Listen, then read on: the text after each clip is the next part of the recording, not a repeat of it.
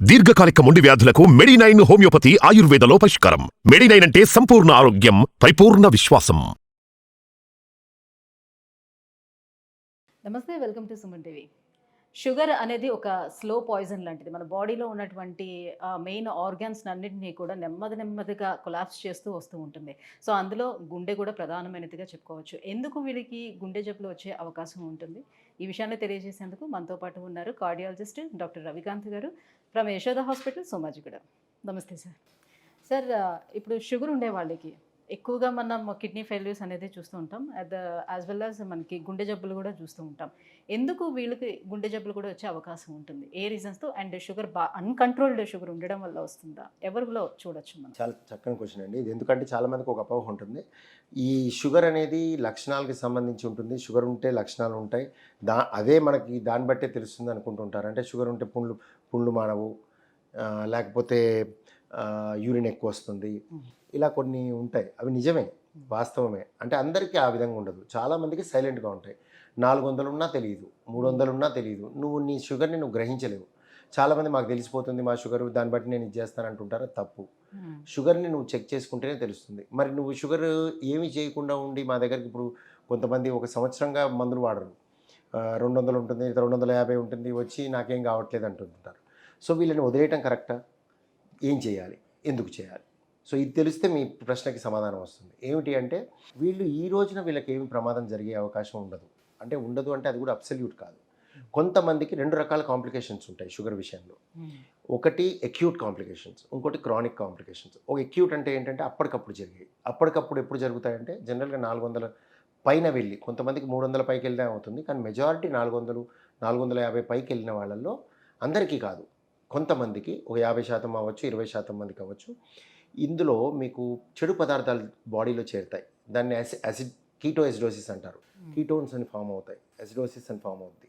So దీనివల్ల poisonous substances బాడీలో చేరటం వల్ల కడుపు నొప్పి, వాంతులు, ఆయాసం, గాలాడకపోవటం, కిడ్నీ డిస్ఫంక్షన్స్ మొదలై యూరిన్ ఆగిపోవటం, ఇంకా అది చాలా పెద్ద ఎమర్జెన్సీ అవుతుంది. ఇన్ఫెక్షన్స్ కూడా వస్తాయి, బ్రెయిన్ మెనింజైటిస్ రావచ్చు, లంగ్ ఇన్ఫెక్షన్స్ రావచ్చు, ఎమర్జెన్సీ అవుతుంది. సో ఇది అక్యూట్ కాంప్లికేషన్. కంటే కూడా చాలామందికి క్రానిక్ కాంప్లికేషన్స్ వస్తాయి. క్రానిక్ కాంప్లికేషన్స్ అంటే వదిలేస్తే ఒక 10 ఏళ్ల తర్వాత కానీ 5 ఏళ్ల తర్వాత కానీ ఎంత ఎక్కువ ఉంది, ఎన్నాళ్ళ నుంచి ఉందనే దాన్ని బట్టి అవయవాలు ఎఫెక్ట్ అవుతాయి. So retinopathy, kidney nephropathy, kidney failure, heart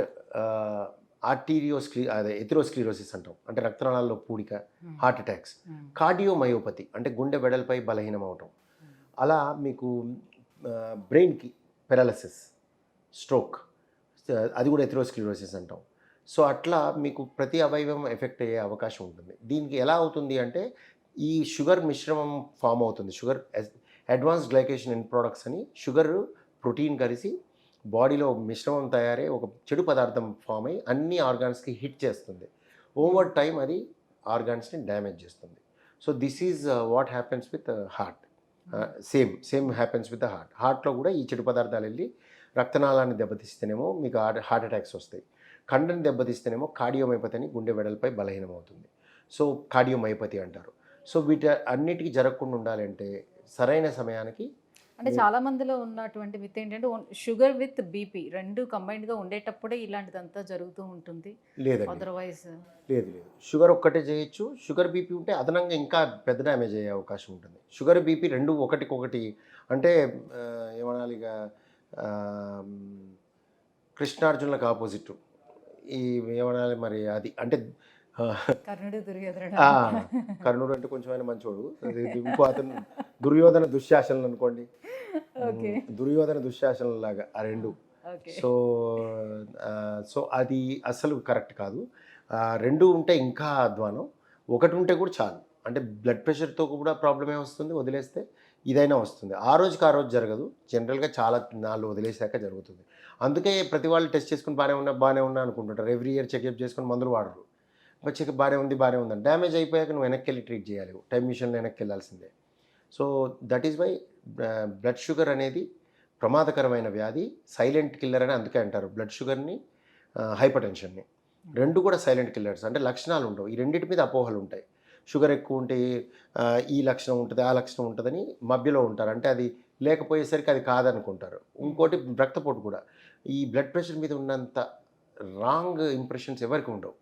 నేను ఎక్కడ చూడలేదు. అంటే ఈ బ్లడ్ ప్రెషర్ అనేది కోపం వస్తుంది, తలనొప్పి వస్తుంది, దొబ్బేస్తుంది, తోసేస్తుంది, ఇట్లాంటి పదాలను వాడుతుంటారు. ఇవన్నీ ఏమీ సంబంధమే లేదు బ్లడ్ ప్రెషర్కి. Blood pressure is a silent disease. అంటే లక్షణాలు లేకుండా 200 ఉంటుంది చాలామందికి. మా దగ్గరకు వస్తారు 200 ఉందంటే నన్ను తొయ్యట్లేదు, నన్ను తిప్పట్లేదు, నాకు తలనొప్పి లేదని వాళ్ళు నమ్మరు. ఎందుకంటే అది నరనరాల్లోకి జీర్ణించకపోయింది ప్రజల్లోకి. ఎలా వెళ్ళిందో నాకు తెలియదు, కానీ మొత్తం మీద ఇది వెళ్ళిపోయింది. అంటే బ్లడ్ ప్రెషర్ ఉంటే దొబ్బుద్ది, ఈ వర్డ్ కూడా వాడతారు, దొబ్బుద్ది, లేకపోతే తిప్పుద్ది, తలనొప్పి వస్తుంది, నరాలు ఇక్కడ పీకుతాయి, అట్లా అంటూ ఉంటారు. అవన్నీ సంబంధం లేదు. Blood pressure is a silent killer. ఈ వర్డ్ మీరు గుర్తుపెట్టుకోవాలి.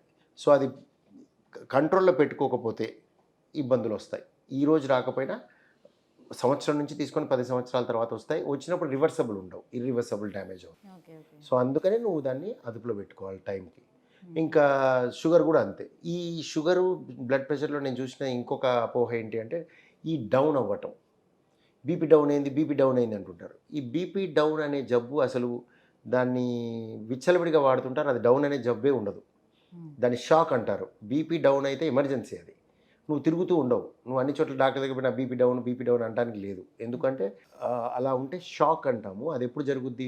వాంతులు విరోచనాలు అయ్యి, లేకపోతే యాక్సిడెంట్ అయ్యి, బ్లడ్ లాస్ అయితే, కోవిడ్ లాంటి ఇన్ఫెక్షన్ వచ్చి షాక్లోకి వెళ్ళిపోతే, డెంగ్యూ వచ్చి షాక్లోకి వెళ్ళిపోతే. డౌన్ అంటే ఎంతలో ఉంటే డౌన్ అని అనుకోవచ్చు. యాక్చువల్గా డౌన్ అనేది వాల్యూ కాదండి, మనిషి డౌన్లో ఉంటాడు, మనిషి అధ్వానంగా ఉంటాడు, అది డౌన్. అంటే చెక్ చేసి డౌన్ చెప్పేది కాదు. అంటే ఇప్పుడు మనిషి బాగున్నాడు, తిరుగుతున్నాడు, his pressure is all right, what ever it is. So BP లో అంటే దాన్ని లో అనకూడదు, షాక్ అనాలి. షాక్ ఉంటే ఇట్స్ ఎమర్జెన్సీ. మీరు బయట తిరగరు, ఎమర్జెన్సీలో ఉంటారు. ఇంకొకటి ఉంది ఇందులో కన్ఫ్యూజన్లో, కొంతమంది కుప్పకూలి పడిపోతుంటారు అసెంబ్లీల్లో, అలా నుంచొని కింద పడిపోతారు. నీళ్ళు జల్లి లేపుతాం. ప్రెగ్నెంట్ ఉమెన్, యంగ్ చిల్డ్రన్ అసెంబ్లీల్లో, ముసలి వాళ్ళు చాలాసేపు కూర్చొని పడిపోతారు. సో ఇది పడిపోయినప్పుడు వాళ్ళ ప్రెషర్స్ చూస్తే ఉండవు, పడుకోగానే వచ్చేస్తాయి. So that is called vasovagal shock, common faint అంటారు. మూర్చిల్లిపోవటం కామన్ ఫెయింట్. ఇది ఎందుకు అయింది అంటే ఉన్నట్టుండి బాడీలో కొంచెంసార్లు వాల్యూమ్ తగ్గిపోవటం వల్ల. ఆ వాల్యూమ్ ఎలా తగ్గుద్ది? ఉన్న వాల్యూమే, ఎటు పోవట్లే. ఎలా తగ్గుద్ది అంటే మీకు నేను ఇందాక చెప్పే విరోచనాలు, వాంతులు అయ్యి, బ్లడ్ లాస్ అయితే అది వేరు, అది పెథాలజీ. అది బయటికి పోవటం వల్ల మీ బాడీలో వాల్యూమ్ తగ్గిపోయి కింద పడ్డారు. ఇందులో ఏమిటి అంటే కాళ్ళ సిరలు ఉంటాయి. మన కాళ్ళ సిరలు ఏనుగు అంత పవర్ఫుల్. సిరల్లోకి మొత్తం బ్లడ్ వెళ్ళిపోవచ్చు. ఆ సిస్టమ్ ఎలా ఉంటుందంటే 5 లీటర్ల బ్లడ్ ఉంటుంది మొత్తం మన బాడీలో, ప్రతి మనిషికి. బ్లడ్ తక్కువ అంటే లీటర్లో తక్కువ కాదు, హిమోగ్లోబిన్లో తక్కువ. ఎవరికైనా 5 లీటర్లు ఉంటాయి. సో ఈ 5 లీటర్ల బ్లడ్ మీరు ఇమాజిన్ చేసుకోండి, మనం ఎంత పొడుగున్నాం, ఎంత పొట్టోడైనా 4 ఫీట్ ఉంటాడు. 5 లీటర్ల క్యాన్ ఎంత ఉంటుంది? కొంచెం ఈ మాత్రం హైట్ ఉంటుంది, అంతే కదా. సో మీ సిస్టమ్ పని చేయకపోతే మొత్తం బ్లడ్ వెళ్ళి కాళ్ళల్లో ఉంటుంది. బ్రెయిన్కి ఉండక పడిపోతారు. దాని ట్రీట్మెంట్ అది. పడిపోగానే మళ్ళీ పైకి వస్తుంది, లేచి నుంచి ఉంటాం. That is called common faint.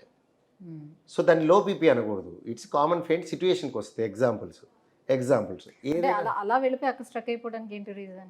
Capacitance vessels అంటారు. వీన్స్ అనేవి కెపాసిటెన్స్ వెజల్స్. మీరు బాగా పంప్ చేస్తే ఎవరికైనా ఫ్లూయిడ్ యూరిన్లో బయటకు వస్తుంది, ఆ మధ్యలో ఈ కాళ్ళలోకి అన్ని చోట్లకి పోతాయి. అంటే సిరలు ఎక్స్పాండ్ అవుతాయి. సిరలు ఉంటాయి కదా, అవి వీన్స్ స్ట్రెచ్ అవుతాయి. ఆర్టరీ స్ట్రెచ్ కావు, వీన్స్ ఇంత అవుతాయి. సో అవి అలా బ్లడ్ని పంప్ చేయడానికి వాల్వ్స్ ఉంటాయి. వీన్స్లో వాల్వ్స్ ఉంటాయి, ఆర్టరీలో వాల్వ్స్ ఉండవు. సో అవి ఇట్లా ఎత్తి బ్లడ్ని పైకి పంపిస్తాయి. ఆ సర్క్యులేషన్ టైం అని ఉంటుంది, 20 సెకండ్స్ ఉంటుంది. టకటకటక తిరిగిపోతుంటుంది బ్లడ్. సో ఎక్కడైనా ఫెయిల్యూర్ అయితే సిస్టమ్, అది ఎప్పుడెప్పుడు అయిందంటే వీన్స్ స్ట్రెచ్ అయినప్పుడు. ఆ స్ట్రెచ్ ఎప్పుడైందంటే మన భయాందోళన అప్పుడు వస్తుంది. సపోజ్ సడన్గా ఏనుగొచ్చి ఇట్లా మీరు ఎక్స్పెక్ట్ చేయలేదు, వెనక నుంచి ఏనుగొచ్చి ఇట్లా అన్నదనుకోండి, మీకు అలా జరుగుద్ది. అప్పుడు వీన్స్ స్ట్రెచ్ అవుతాయి. సో మొత్తం వాటర్ అక్కడ పోతే మీరు పడిపోతారు. పాము టక్కని పడగలైపోయిందంటే కూడా అట్లా ఉంది. మీకంటే బలవంతుడు మీ పైన చేయెత్తినప్పుడు అట్లే అయింది. మీకంటే చిన్నోడైతేనేమో మీరు గట్టిగా ఉంటారు, వాడు పడిపోతాడు అట్లా. So it is fight or flight reaction అని మీరు చిన్నప్పుడు సైన్స్లో చదువుకొని ఉంటారు, అదే అది. So that is what is called, అంటే లో బీపీ అనకూడదు, ఇది ఒక అపోహ. అవన్నీ ఫెయింట్స్ అంటారు, కామన్ ఫెయింట్ అంటాం, సింకోప. సో అదొక అపోహ. 2 లో షుగర్. లో షుగర్ అనేది ఎమర్జెన్సీ, వీటిలాగా కాదు. లో షుగర్ అవుతుంది ఎవరికి? నార్మల్ పీపుల్కి కాదు. ఇప్పుడు నాకు లో షుగర్ అయింది నీకు షుగర్ ఉందంటే లేదు, మందులు వాడుతున్నట్టు లేదు. షుగర్ మందులు వాడేవాళ్ళు షుగర్ పేషెంట్కి మాత్రమే డౌన్ అవుతుంది, షుగర్ లేని వాళ్ళకి డౌన్ అవ్వదు. సో షుగర్ డౌన్ అయ్యే వాళ్ళు ఎవరు అంటే షుగర్ పేషెంట్ షుగర్ ట్యాబ్లెట్ వేసుకొని తినకుండా ఉంటాయి. అది కూడా దాన్ని ఓహెచ్ఏస్ అంటారు. అది మన మెట్ఫార్మిన్లు అవి కావు, గ్లిమిపెరైడ్, గ్లిబెంక్లమైడ్, గ్లిక్లజైడ్ ఇట్లాంటి మందులతో, ఇన్సులిన్ వీటితో డౌన్ అవుతుంది. ఈ వేరే షుగర్ మందులు ఉంటాయి, మెట్ఫార్మిన్ అని విమెన్ కూడా వాడతారు, ఒబెసిటీ, చైల్డ్హుడ్ ఒబెసిటీ కూడా వాడతారు, ఇలాంటి డౌన్ చేయవు. సో ఇదంతా అపోహలు, ఇవన్నీ అర్థం చేసుకోవాలి. అంటే కొన్ని సంవత్సరాల నుంచి, ఎక్కువ సంవత్సరాల నుంచి డయాబెటీస్ తోటి ఉండే వాళ్ళలో హార్ట్ డిసీజెస్ చాలా ఎక్కువగా చూడొచ్చు అంటారు. ఎంతవరకు వాస్తవం అది? వాస్తవం, diabetes is one of the culprits. Smoking తర్వాత అంటే డయాబెటీస్ కేవలం ఎక్కువ సంవత్సరాల నుంచి ఉన్న వాళ్ళకే వస్తుందా? అంటే రూల్ కాదు, ఎర్లీ స్టేజ్ లో రాదా? అట్లా రూల్ కాదండి, బట్ ప్రాబబిలిటీ ఎక్కువ. షుగర్ ఎక్కువ నాళ్ళు నుండి కంట్రోల్లో లేని వాళ్ళలో ఎక్కువ చూస్తాం, రూల్ కాదు. అంటే కొంతమంది షుగర్ ఎక్కువ చిన్నప్పటి నాళ్ళు, నుంచే ఉంటుంది కదా, అదే చిన్నప్పటి ఐడిడిఎం అని, దాన్ని ఇన్సులిన్ డిపెండెంట్ డయాబెటీస్ మీద టైప్ 1 అంటారు. సో ఉంటుంది, వీళ్ళ అందరికీ రాదు, కానీ అవకాశం ఎక్కువ, డ్యూరేషన్ బట్టి అవకాశం ఎక్కువ, బట్ రూల్ కాదు అది. అంటే 90 years పేషెంట్ మా దగ్గర డయాబెటీస్, హైపర్ టెన్షన్ ఉండి ఈసీజీలో మార్పులు ఉండి అనుమానంతో పంపించిన వాళ్ళు ఉంటారు. వాళ్ళకి చెక్ చేస్తే మీకు అన్నీ నార్మల్ ఉంటాయి. సో వాళ్ళకి ఎప్పటి నుంచి ఒక 40 ఏళ్ళ వయసు అప్పటి నుంచి ఉంటుంది, 90 years మన దగ్గరకు వచ్చినప్పుడు. సో రూల్ ఏం కాదు, బట్ అవకాశం ఎక్కువ. సో డయాబెటీస్ ఉన్న వాళ్ళు హార్ట్ ఇష్యూస్ మరి రాకుండా ఉండాలంటే ఎలాంటి జాగ్రత్తలు తీసుకోవాలి, ఏంటి లైఫ్ స్టైల్ చేంజ్? ఫస్ట్ డయాబెటీస్ని అదుపులో పెట్టుకోవాలి, ఏ విధంగా అయినా అవనేయండి అదుపులో పెట్టుకోవాలి. సో అది డైట్. సో స్వీట్గా ఉండే ఫ్రూట్స్, సీతాఫలం, మామిడి పండు, ద్రాక్ష, సపోటా ఇలాంటివి అవాయిడ్ చేయాలి. జ్యూసెస్ తాగకూడదు. అంటే ఫైనల్గా diet should be diabetic diet. నేను ఇవన్నీ ఇక్కడ చెప్పలేని ప్లాట్ఫామ్లో, బట్ డయాబెటిక్ డైట్. ఎట్టి పరిస్థితుల్లో షుగర్ని అదుపులో పెట్టుకోవాలి, ట్యాబ్లెట్లు అండ్ డాక్టర్లని సంప్రదించాలి. సొంతంగా వాడుకొని కలగాపులం చేయకుండా టైంకి డాక్టర్ని కలిసినట్టయితే దాన్ని కరెక్ట్గా అడ్జస్ట్ చేస్తూ ఉంటారు. సో అప్పుడు మీ షుగర్ అదుపులో ఉంటుంది, మీకు వచ్చే అవకాశం తగ్గుతుంది, ఈ గుండె జబ్బు వచ్చే అవకాశం. Right, thank you so much doctor.